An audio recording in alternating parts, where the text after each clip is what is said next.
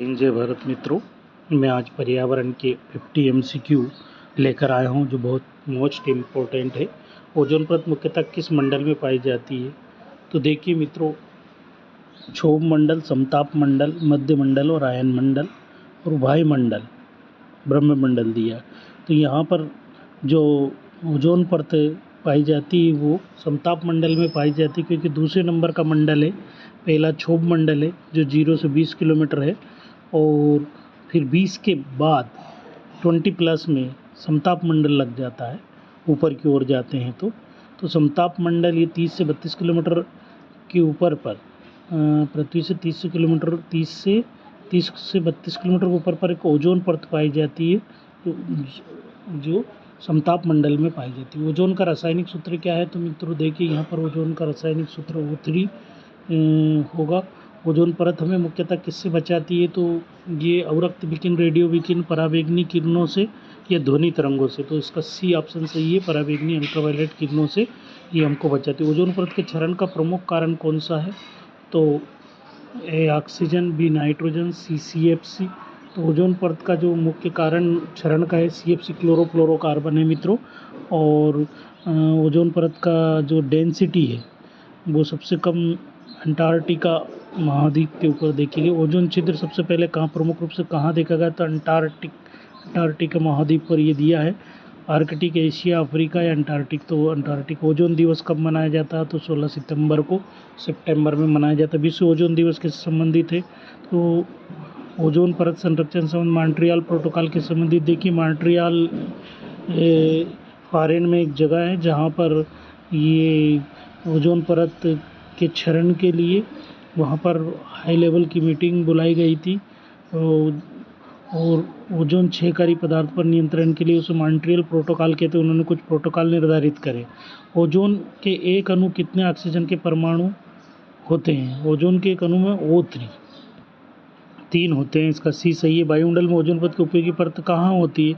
तो समताप मंडल में होती है। इसका बी सही है। जैव विविधता, बायोडाइवर्सिटी का हिंदी अर्थ क्या है? जैव प्रौद्योगिकी, जैव विविधता, जैव प्रदूषण और जैव नियंत्रण। तो देखिए, जैव विविधता आएगा। जैव विविधता के प्रमुख स्तर कितने माने जाते हैं? तो मित्रों 3 है। इसका बी ऑप्शन सही। निम्न में से कौन सी जैव विविधता का स्तर है? तो उपरोक्त सभी आएगा। आनुवंशिकी, हेरिडिटी, प्रजातीय विविधता और पारिस्थितिक तंत्र में विविधता। फादर ऑफ बायोडाइवर्सिटी के रूप में किसे जाना जाता है? E.O. विल्सन को फादर ऑफ डाइवर्सिटी के नाम से जाना जाता है।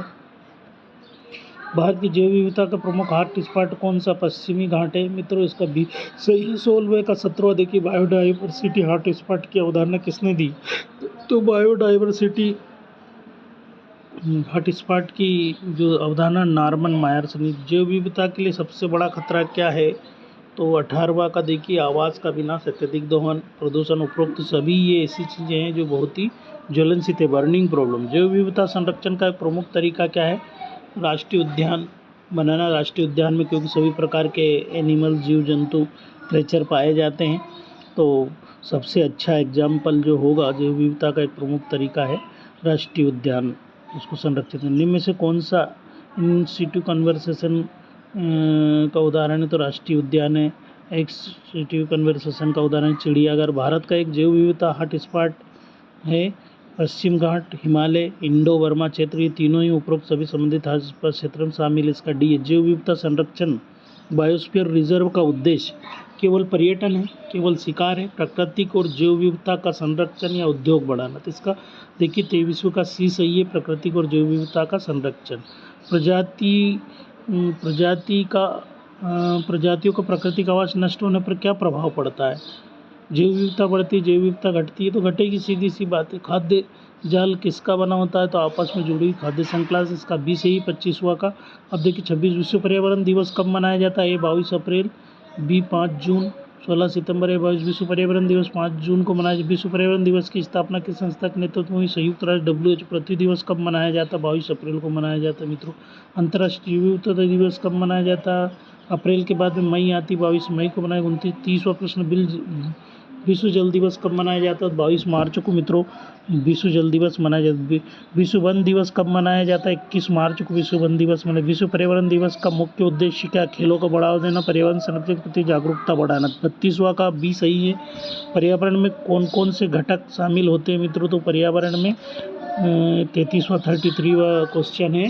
तो ये इसका जैविक और अजैविक जो है लिविंग और नॉन लिविंग दोनों होते हैं, बोथ आर होते हैं, तो इसका सी सही है।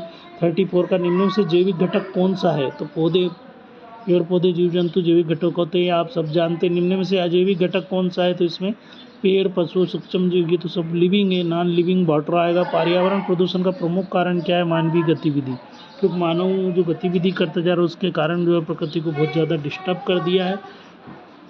36 का बी मानवीय गतिविधि, ह्यूमन एक्टिविटीज़ इसका आएगा। वायु प्रदूषण कम करने का सबसे अच्छा उपाय क्या है? ये तो वृक्षारोपण, स्वच्छ ऊर्जा का उपयोग। 38 ग्रीन हाउस गैस का उदाहरण कौन सा? Carbon dioxide. देखिए ये क्वेश्चन बहुत ही मोस्ट इम्पोर्टेंट है। ग्रीन हाउस इफेक्ट से क्वेश्चन पुटअप होता ही है कहीं न कहीं से मित्रों, तो ग्रीन हाउस को अच्छे से पढ़ लिया जाए। आपका 1 से 2 नंबर निश्चित रूप से आएंगे इसमें। वैश्विक तापन का प्रमुख कारण क्या है? ग्रीन हाउस गैसों की वृद्धि है। इसका 39 का 20 राइट है। 40 निम्न में से कौन सी नवीनीकरण ऊर्जा है? तो सौर ऊर्जा नवीनीकरण ऊर्जा है। देखिए अभी क्वेश्चन ऐसे जो एमपी टेट के हिसाब से बहुत ही मोस्ट इम्पोर्टेंट है, इनकी प्रोबेबिलिटी बहुत ज़्यादा है। पर्यावरण शिक्षा का मुख्य उद्देश्य क्या है? पर्यावरण के प्रति जागरूकता और जिम्मेदारी विकसित करना है। 41 का ये बी ऑप्शन बहुत सही, शानदार है। और ये क्वेश्चन बहुत बार पूछा गया मित्रों, क्योंकि पर्यावरण शिक्षा का मुख्य उद्देश्य क्या, उसका ऑब्जेक्टिव बताया गया। हम जो सब्जेक्ट पढ़ रहे हैं उसका ऑब्जेक्टिव बताया गया, तो पर्यावरण के प्रति जागरूकता, जिम्मेदारी विकसित करना। रिड्यूस, रीयूज और रिसाइकल का संबंध किससे है? जलवायु, कचरा प्रबंधन। जैव अपघटनीय कचरा कौन सा है? सब्जियों के छिलके। जैव अपघटनीय कचरा कौन सा है? तो सब्जियों के छिलके होते हैं, और सब्जी ग्रीन होती है और ग्रीन वाले डब्बे में ही डालते हैं हम मित्रों, ये भी याद रखना। वनों की कटाई का प्रमुख परिणाम क्या है? मृदा अपरदन, जैव विविधता है। ये 44 का है। खाद्य श्रृंखला के प्रथम पोषी स्तर पर कौन है? उत्पादक है। पारिस्थितिक तंत्र में अपघटक का उदाहरण क्या? बैक्टीरिया और कवक। जैव विविधता के संरक्षण कौन सा कदम उचित होगा? प्राकृतिक आवास और संरक्षण। ओजोन परत का क्षरण किस प्रकार की किरणों की पृथ्वी तक पहुंचने तो पराबैंगनी किरणों के कारण होता है। पर्यावरण संरक्षण के लिए सबसे उपयुक्त विद्यालय गतिविधि कौन सी? वृक्षारोपण, स्वच्छता अभियान और जल संरक्षण गतिविधि विद्यालयों में की जाती है। निम्न में से कौन सा कथन सही है? लास्ट क्वेश्चन है। जैव विविधता का संरक्षण पर्यावरण संतुलन के लिए बहुत महत्वपूर्ण है। तो मित्रों ये जो है 50 MCQ में आपके लिए लेके आया था, और ये मैं उम्मीद करता हूँ कि ये क्वेश्चन आपके लिए बहुत